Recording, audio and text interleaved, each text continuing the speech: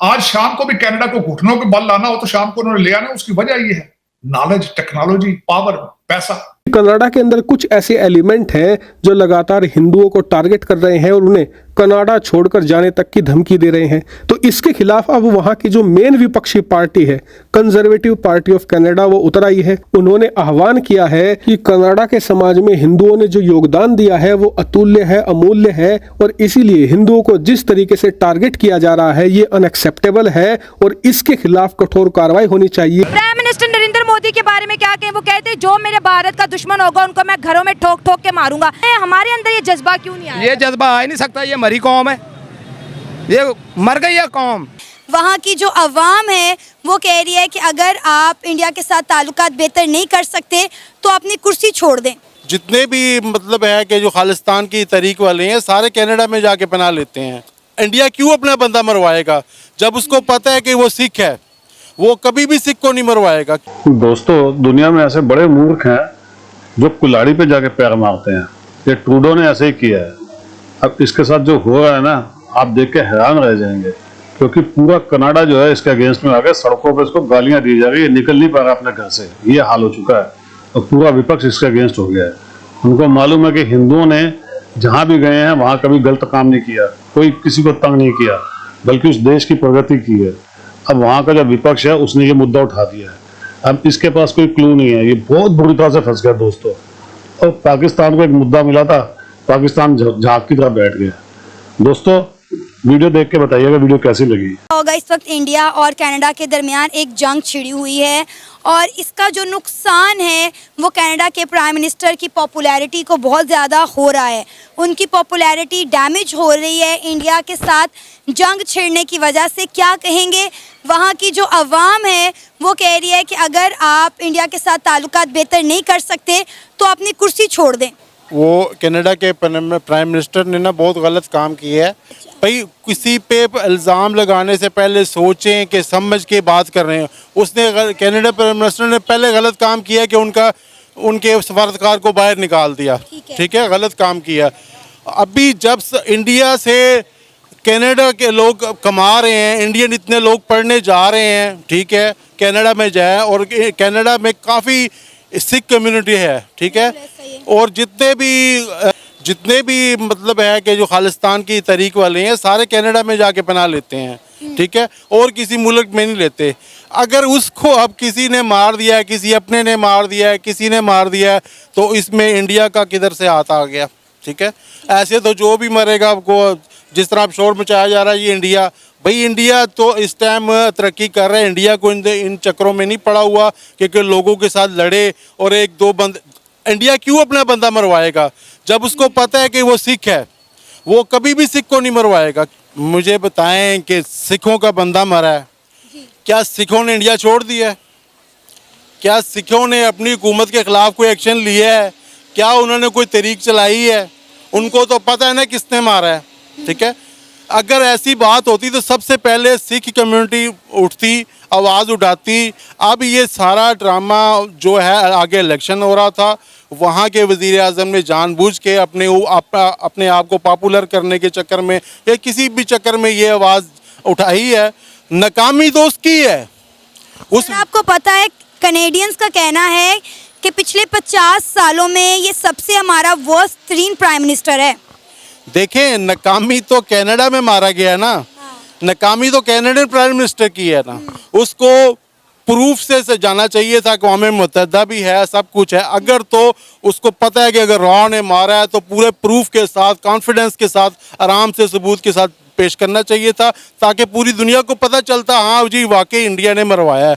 जब एक हवा में तीर किस लिए चलाते हो? ठीक है, आप अपने ही इंडियन के लिए गड़ा खोद रहे हो, तो ये बात गलत है। ऐसी कोई बात नहीं है, ये सिर्फ सस्ती शोहरत हासिल करने के लिए उसने ये काम किया है। इंडिया की G20 की जो कामयाबी है वो काफ़ी मुल्कों से हजम नहीं हुई, इसलिए सारा प्लान्ड था ताकि इंडिया को जो है वो डिग्रेड किया जाए, इंडिया को दबाया जाए। क्योंकि हम इंडिया को कश्मीर के मुद्दे पर नहीं पकड़ सकते, किसी और मुद्दे पर नहीं पकड़ सकते। इंडिया बड़ी तेज़ी से ऊपर जा रहा था, दूसरी पावरफुल कंट्री को ये हजम नहीं हुआ, इसलिए इंडिया के खिलाफ की सारी साजिश की गई है ताकि इंडिया को काबू में किया जाए, इंडिया को नथ डाली जाए। जाहिर सी बात है जो सुपर ताकतें हैं उनसे तो हजम नहीं हो रहा ना कि इंडिया ऊपर जा रहा है, ठीक है, उनसे तो हजम नहीं हो रहा। जाहिर सी बात है कोई ना कोई वो इशू उठाएंगे, कोई ना कोई, मगर अब इंडिया को फ़र्क पड़ने वाला कुछ भी नहीं है। ये छोटे मोटे पटाखों से इंडिया का कुछ भी नहीं होता। इन छोटी मोटी बातों से इंडिया का वो इतनी बड़ी कंट्री है, वो इतना बड़ा मुल्क है, उसकी इतनी लोगों से तजारत है कि वो 10 बंदे उनको नाराज़ भी अपने मुल्क के करने पड़े ना तो इंडिया को खफा नहीं कोई करेगा, ठीक है। अभी इंडिया इतना स्ट्रांग हो गया है कि उसके पास ऐसी कोई बात नहीं है, ये सारा प्रोपोगंडा कर रहे हैं। अगर कोई प्रूफ है तो सही तरह अक़वाम मुत्तहिदा है, आप उसके पास लेके जाओ। इस तरह सफारतकार को नहीं भगाना चाहिए था, नहीं निकालना चाहिए था, उसको चाहिए था कि उसके कर दें। उसने जो भी किया ये हवा में तीर चलाया कुछ भी। खालिस्तानी है, वो कह रहे हैं कि इंडिया को डिवाइड करो, पंजाब को डिवाइड करो, हमें एक अलग मुल्क चाहिए। पंजाब हमारे पास भी, ये सारा मिला के वो खालिस्तान बनाना चाहते हैं। सबसे पहले खालिस्तानियों की इस जो कैंपेन है उसके बारे में क्या कहेंगे? इससे बेहतर तो ये बन जाना चाहिए, खालिस्तान बन जाना चाहिए। इसलिए बनना चाहिए कि यहाँ पे किसी गरीब को सुनते ही नहीं है। अच्छा। ये जो लोग हैं बैठे हमारे सियासतदान हैं, ये क्या करते हैं? कुछ भी नहीं। ये अपना ब्लैक पैसा जो बाई लेके जाते हैं, किन रास्तों से जाता है? 3 रास्ते हैं, एक एयरपोर्ट है, ठीक है, दूसरा बॉर्डर है, तीसरा बंदरगाह है। उधर से इसका पैसा जाता है बाहर, ठीक है। वो ब्लैक मनी जो वाइट करना चाहते हैं, फौज को सारा इलम है। फौज जब कोई भी आता है उसके सामने डाटा कर देते हैं, जी हम आपने हमारी मर्जी से चलना है, वोट का कोई मायने नहीं है। लेकिन आज खालिस्तान का टॉपिक है। देखिए हमारे बिलावल भुट्टो ने खालिस्तानियों और कनाडा को सपोर्ट किया, अपने पाकिस्तान के बारे में ये बात क्यों नहीं करते? ये काने हैं लोगों के, ये फौज के काने हैं। वैसे तो कहते हैं जी ये मुल्क तरक्की करेगा, मुल्क तरक्की कैसे करेगा? गरीब का बच्चा पढ़ेगा, पढ़े लिखेगा, कोई अच्छे ओहदे पे जाएगा तो वो सोच सकता है। जो मट्टी में खेलेगा तो मट्टी में मर जाएगा, उसने क्या बड़ा आदमी बनना है? ये मुल्क तरक्की कर सकता है? कभी भी नहीं कर सकता। अगर हम बात करें इंडिया की बात करें जो उनसे दुश्मनी करता है तो हम कहते हैं तू हमारा दोस्त बन जा। ये सियासत कब खत्म होगी हमारी? ये सियासत कभी खत्म हो ही नहीं सकती, ये नहीं खत्म हो सकती। प्राइम मिनिस्टर नरेंद्र मोदी के बारे में क्या कहें? वो कहते हैं जो मेरे भारत का दुश्मन होगा उनको मैं घरों में ठोक ठोक के मारूंगा। इसी तरह वो खालिस्तानियों को कर रहे हैं, तो उनकी जो लीडरशिप है वो बहुत ज्यादा लोगों को पसंद आ रही तो है। पाकिस्तानी किधर गए सियासतदान जो ओहदों पे बैठे हैं, कुर्सियों पे बड़े बड़े बैठे हैं, वो क्यों नहीं कहते ये बात? सही बात है। उसको नहीं नजर आ रहा? सबसे ज्यादा 80,000 पाकिस्तानी दहशतगर्दों के हाथ जो है शहीद हुए हैं, लेकिन हमारे अंदर ये जज्बा क्यों नहीं आया? ये जज्बा आ ही नहीं सकता। ये मरी कौम है, ये मर गई है कौम। कुछ अच्छे लोग भी तो है ना, ऐसे तो कौन है? नहीं नहीं, मैं नहीं समझता इस मुल्क में कोई अच्छा होगा। हाँ। ये गलत बात है। अच्छा होता तो दूसरे, जब कोई पास इधर लड़ाई होगी ये सारे आदमी देखते होंगे, कोई किसी को छुड़ाने। यूनिटी नहीं है, यूनिटी नहीं है। मतलब एक पाकिस्तानी दूसरे पाकिस्तानी से लव नहीं करता। हाँ। अगर ऐसे हो जाए ना, एक कौवा मर जाता है ना, एक कौवा मर जाता है तो हजारों कौवे इकट्ठे हो जाते हैं। यहाँ पे एक मुसलमान मर जाता है ना, देख के जाते हैं कौन है, चले गए जी। ये मुसलमान इंसानियत तो नहीं है ना। दोस्तों, कनाडा का ट्रूडो तो फंस गया है, अब पूरी दुनिया में इसकी थू थू हो रही है, इसके देश में ही इसको लाते पड़ रही हैं।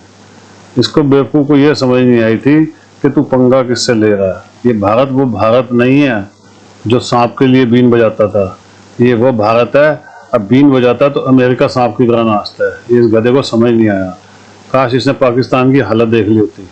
दोस्तों, आने वाला टाइम ट्रूडो का तो ख़त्म हो गया, इसने अपनी ज़िंदगी के लिए हमेशा के लिए कांटा मार लिया। समझ लीजिएगा इसका सूरज डूब गया। और पाकिस्तान बहुत उछल रहा था, पाकिस्तान ने जब इसकी हालत देखी है वो भी झाग की तरह बैठा हुआ है।